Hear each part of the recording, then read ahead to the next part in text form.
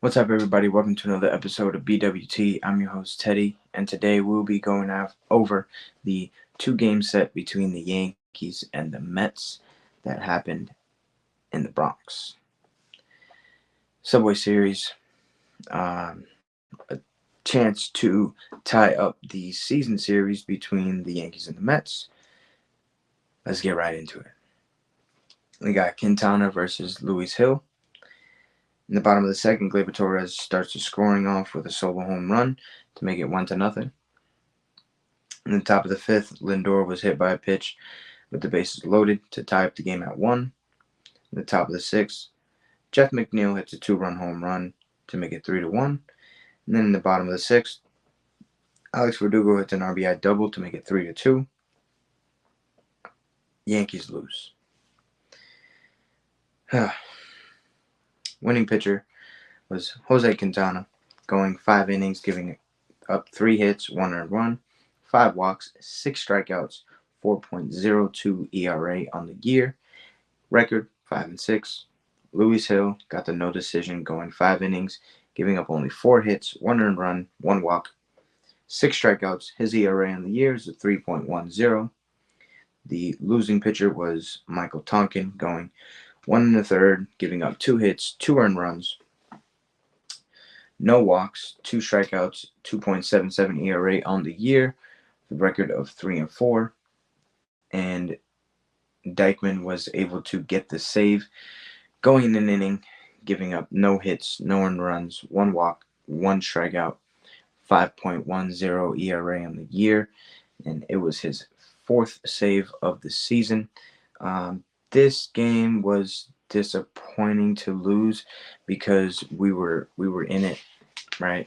Jose Quintana is not a dominating pitcher, and the fact that the Yankees offense is still just slugging along, like, I don't know what it's gonna take to get these guys to wake up and perform how they were performing earlier in the year. Um, I don't know if a move has to be done at the trade deadline, or I don't know. I really don't know.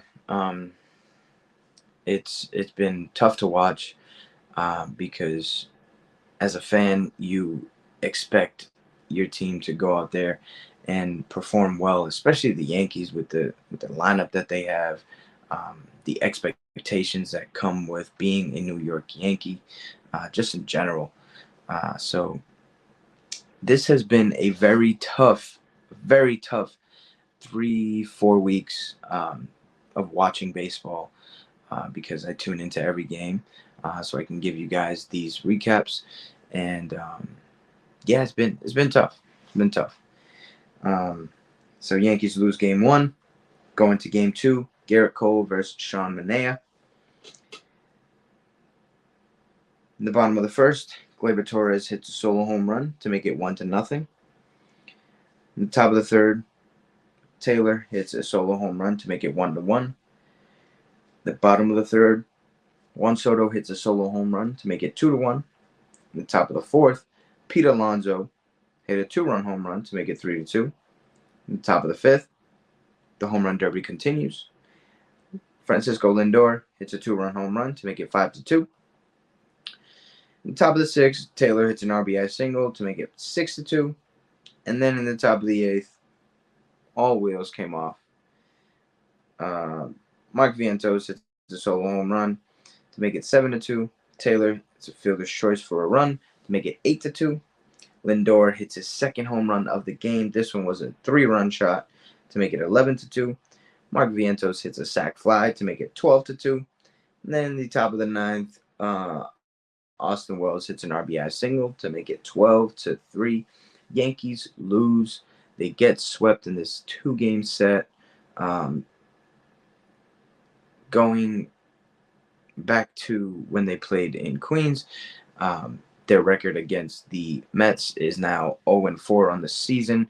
Very disappointing to lose a season series between, a team your in your state, right? It's like when Chicago Cubs play the White Sox, right? It's a rivalry, right? Especially in the Bronx and Queens, right? It's we don't really like each other.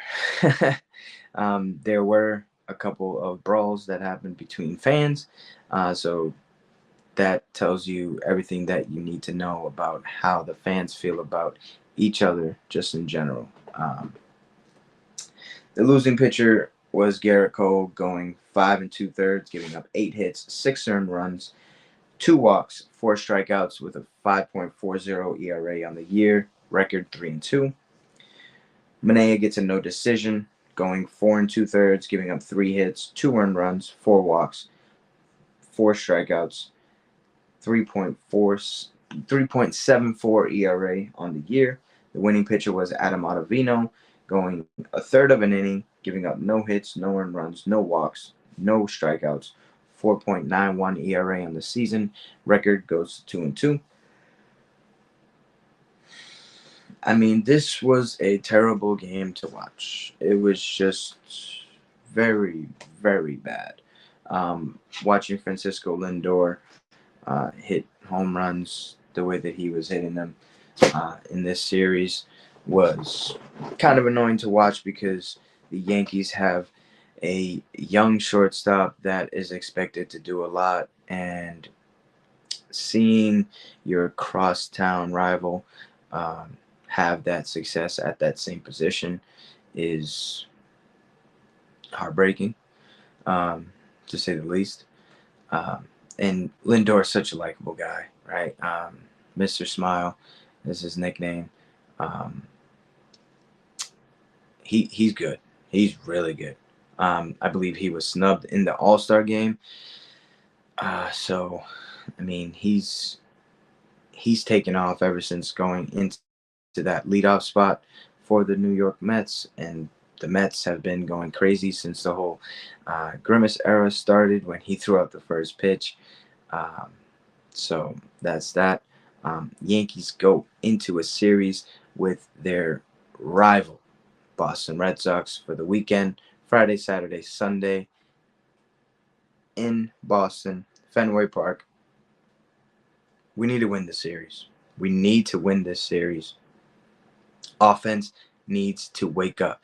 It's about time that the offense just wakes up, right? It's been way too long. Way too long. Red Sox pitching is not that good, right? They've been going on a downhill ever since the month of July started. Um, Trade deadline is less than a week away at this point of the season. Who knows what moves we're going to make as the Yankees? We need to get bullpen help, maybe a couple bats, um, one or two bats probably, or a guy that can play multiple positions, like outfield and come into the infield as well. So I'm hoping for a good trade deadline on the Yankees half. Um, Before we get out of here, I want to make sure that you guys are showing love to the rest of the Refuse to Lose community. We've got shows that cover all types of sports, just like I cover baseball. CTC covers college basketball and college football. RBO covers NBA. FFC, fantasy football, with Coach Coombs. Fantasy football is around the corner. Don't miss out on his advice. He goes in depth with who you should start, why, who you should bench, why, who you should pick up, who you should drop, all that. Don't go to Matthew Berry on ESPN. Come to Coach. Uh, you got In the Red Corner with Ty, Ricky, and Tomo. Boxing show. All you need to know about boxing right there on that show. Um,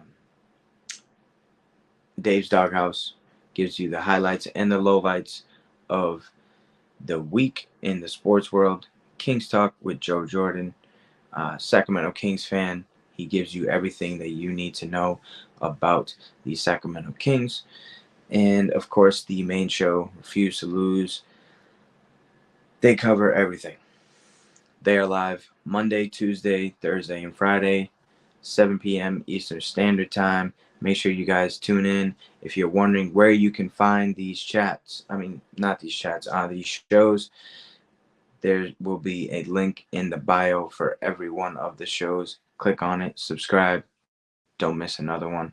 And those chats that I was talking about earlier, we have baseball, NFL, NBA, WNBA, college basketball, college football, um, F1 racing, hockey, uh, soccer.